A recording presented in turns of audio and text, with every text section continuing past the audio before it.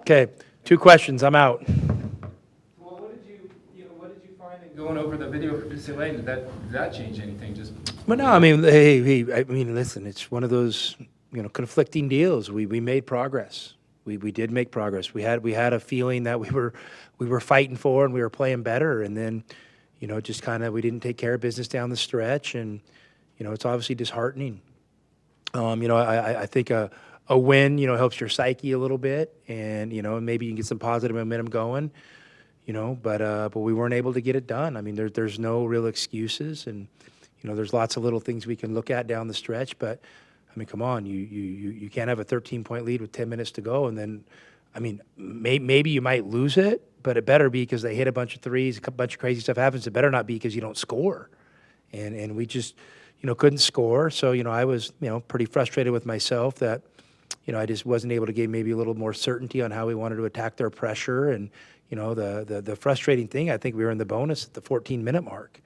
I mean, at least just, hey, run into somebody, fall down, get a couple free throws. But just none of it came together, and it kind of unraveled in front of us. And, when you're a team with a little bit of a fractured psyche, the belief probably isn't where you'd want it to be. And that's what we got to fight for. We got to fight to get there, and what an awesome challenge. what did you think specifically against their defense? And it sounds like you'll have a more extreme version of it with what Sanford does. Do you think that it exposed anything just with the offensive rhythm? They took the ball from us like 15 times. I mean, these turnovers weren't like crazy passes. They just literally came and took the ball out of our hands, like, and just, hey, and they're ball hawks. I'll give them credit, but we got to be tougher than that. I mean, we got to have a little more toughness. I mean, it's that's one of those things. You can say the scheme, the concepts, whatever.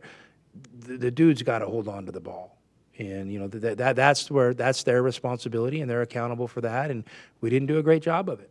You went about a 6-minute stretch there in that second half when the lead was going away, where you didn't make any sort of subs. Looking back on it, was there a choice for that? Well, I don't think there was a lot of dead balls, for one. I mean, I think that probably played into it, too, because I know Murph and I were talking, hey, should we do this? Should we do that? And, it's just, only having that one timeout, I mean, obviously, if you're asking me in hindsight, I should have called it. That's easy in hindsight. But also, I could have called it, and we get to the last minute of the game, and we don't have a timeout, and you guys could be saying, well, you wasted all your time, you know what I mean? So, like, you just never know with that, what's going to sway it one way or the other. And, traditionally, I'm a guy who likes to have a timeout. And yes, you guys know I usually like having a couple timeouts the last minute or two of a game. But, we lost those 2 timeouts when guys, were trying to save possessions. And I'm not faulting them for that. That's what they did, and that's what they did, and their instincts told them to do in that moment. We saved the possession, and we just didn't have any timeouts down the stretch to maybe, that we would have liked to have, or maybe I should have used that one, but I didn't. You've regularly talked about how you give your players a lot of freedom. Is there such a thing as too much freedom, maybe, that they are able to freelance so much that it goes out of the system? I mean, listen, it's not freelancing like you think. I mean, there's definitely concepts we play within, but there needs to be when we're doing it right, there's a randomness to it that maybe to the eye, but there's structure from within. And it's the same concepts, we've drilled for years, but we just got to keep hammering. We got to keep hammering, and part of it is just trusting that if you get the ball out of your hands and that something good's going to happen for someone else, or it's going to come back to you. And we just got to have a little more trust in the game moments of that, and we're working for it. So how do you cultivate the kind of toughness that you feel may or may not be lacking with these guys right now? I mean, I think you got to challenge guys. You got to teach them what winning plays are, and you got to hone in on those things, and then you try to hold them accountable for it. I mean, it's not really much more complicated than that. I didn't think our effort, for the most part, was lacking. I mean, I think in a lot of these games, the guys have played hard, like really hard, and just maybe just a little bit of our execution and making things a little bit easier for each other could be better, at both ends of the floor. So, I mean, I'm not like, questioning the toughness overall, but we just got to get a little bit better at, some of the, late game execution, and hey, you're looking at some of these games, like that game, I think we out-rebounded them by 10, which is, that's pretty good against UCLA. But there were timely rebounds down the stretch that, you're just like, that were just backbreakers. And those are the winning plays you got to fight for. If you win by 10 on the glass, but you give them 2 or 3 offensive rebounds down the stretch, it's almost like undoing all the positive you did. So we can get better in those areas. When you say maybe they can help make it easier for each other, both ends, you mean in movement or what kind of things? Spacing, movement, fundamentals, getting the ball to your hands quicker, getting it to the next guy, creating little advantages, finding momentum within a possession and then trying to hold on to that advantage and, forcing the defense in tough spots. And, we've been good at it throughout the years. It's just not coming as easy with this group. So, we're honing in on it, in practice. I mean, obviously there's conversations, there's meetings, but now it's getting to the point where, we're going to keep pushing and squeezing. We're not running from our responsibilities, but we got to see it on a game night. We got to see it on a game night. Is there anything you figured about changing fundamentally in the offense to make that flow better or whatever? I mean, right now you're in the thick of it, so nothing drastic. We need we need to find a way to come out and play good tomorrow, and it's going to be a heck of a challenge. I mean, this team's a one of one the way they play. There's no one else playing like it, so the advantage goes to them as far as that's going. So we've got to come out and we've got to handle their pressure, their chaos. They're good at it. There's substance to it. So it's going to be an incredible challenge, and they're coming in here to win the game tomorrow, and we got to have a full understanding of that. How do you describe Sam's chaos? I mean, listen, they press a lot. There's different presses. It's every possession. It's on made shots. It's on missed shots. They're good playing in scrambles. I'm sure, they think that, there's a cumulative effect to what they do. That you might get them a couple possessions, but over the course of the time, they could probably wear you down in your discipline. And because they play like it all the time. That's how they play every day. And so, you got to come out and you got to really, trust your toughness, trust your fundamentals, and you got to trust that, when you make a mistake, because you're going to make some, that you can bounce back. It's not the end of the world. There's going to be a lot of possessions. And then, you come down to the other end of the floor. Once you do beat their pressure, then, they change defenses in the half court. I mean, they have a variety of defenses they play, so you're not getting the same look at anything. And then offensively, they got a good plan. I mean, they got a multitude of things they do. They got good decision makers. I mean, they got a point guard who's been in college basketball a long time, and, he knows how to play. And he knows what the coach wants to do, and he's kind of a really talented run the team point guard who can make 30-foot 3-point shots. So I mean they present a lot of challenges. This was a late add to the schedule. How did you get this game put in? Well, I mean it's just one of those games. I mean they were persistent in asking, and I was persistent in not accepting, and then we needed a game. It kind of came down to the end, and we needed to kind of fill that last spot, and it was just kind of what worked, and we pulled the trigger on it. So you know what? It's exactly the challenge we need right now. There's a reason we scheduled it, and maybe I didn't know the reason at the time, but now I do, because this is the challenge this group needs. I was wondering about that. If you felt, especially after what UCLA did, maybe it wouldn't be a good thing. Maybe you'd want an opponent that wouldn't do this kind of chaos, and you get things in line a little bit, and then face them. Or well, I mean, Bruce, that's hindsight. Unfortunately, when I put the schedule, we got to submit it before, I can't pull back after the UCLA game and say, no, we don't want to. So but you know what? We're good for it. We'll own it. Bring it on. We're okay. How much do you know T.J. McConnell?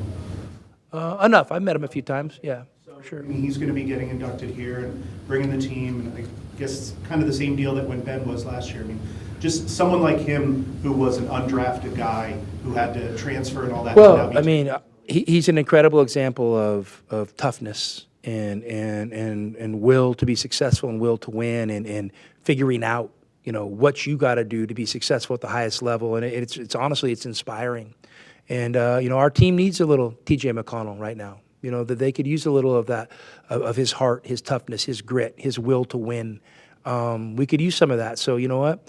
I mean, maybe things are all coming together for a reason, and hopefully, having him around just for those few hours, a little bit of it, rubs off on our guys, there's a conversation or two he can have. Because, that's a guy who's seen it and done it all. You talk about going to the NBA undrafted, and we played against him. When I was at Gonzaga, we played, against TJ here. I mean, he was tough as nails, undrafted, goes to Philadelphia, right? I think it was the Trust the Process Philly team, right? Like, he's the tanking. And this guy went and found a way. On a team that's trying to tank, he stood out. And I went to a game, a couple of years ago to watch Ben, and, I was blown away with how good of a player, TJ was on that stage. I mean, and it's awesome to watch. And for guys trying to make it, I mean, guys should pay attention to him. And, maybe their journey or the way they're going to make it's a little bit different, but there's going to be a lot of similarities with toughness, grit, a stick-to-itiveness, figuring it out, and not trying to be like other people, because he's a unique player. So it's going to be awesome to have him back. It'll be awesome to have Ben back, and I'm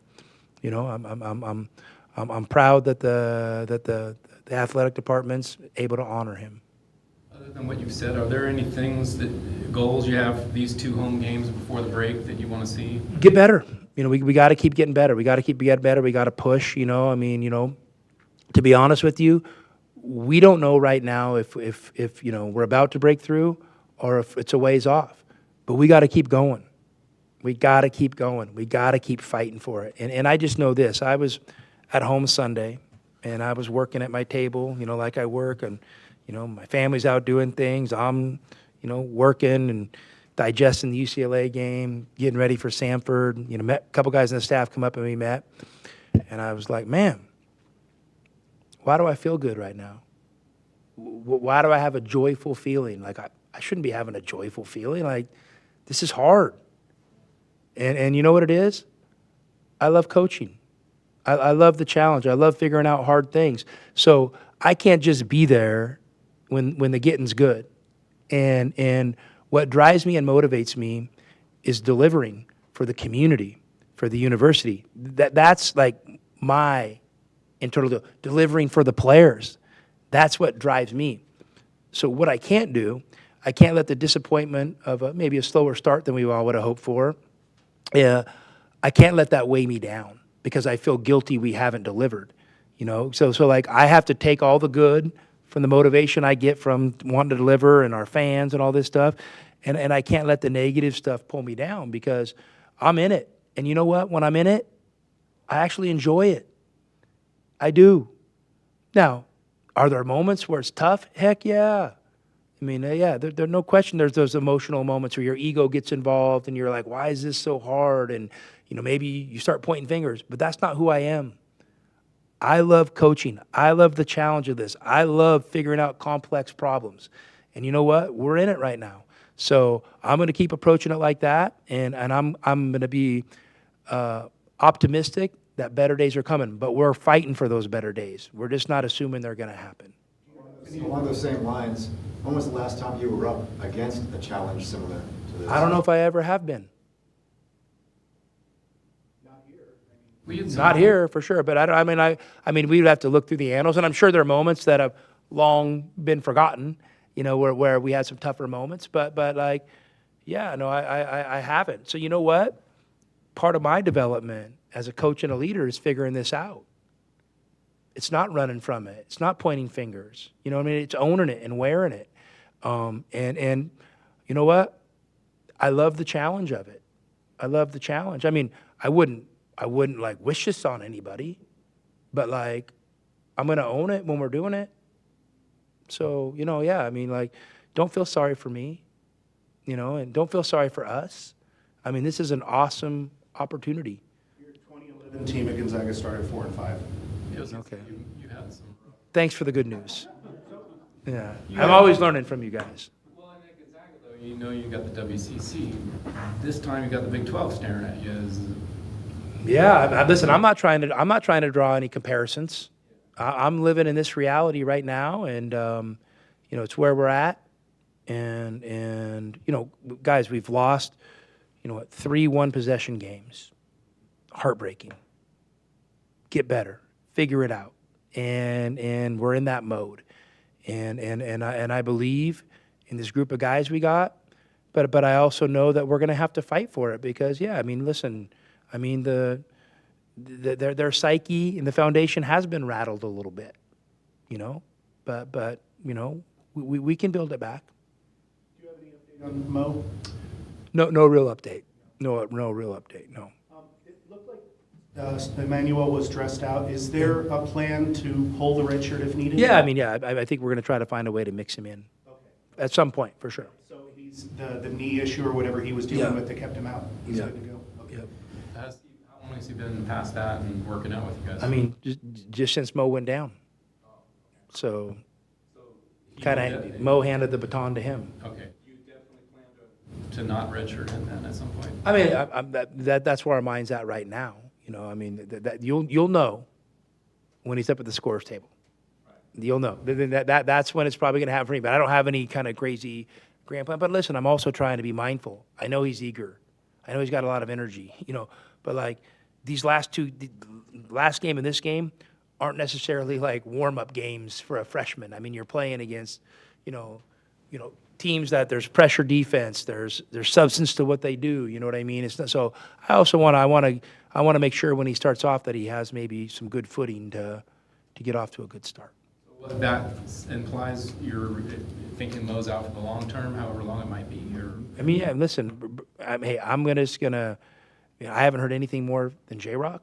I know he's not playing on Saturday or Wednesday, probably not Saturday.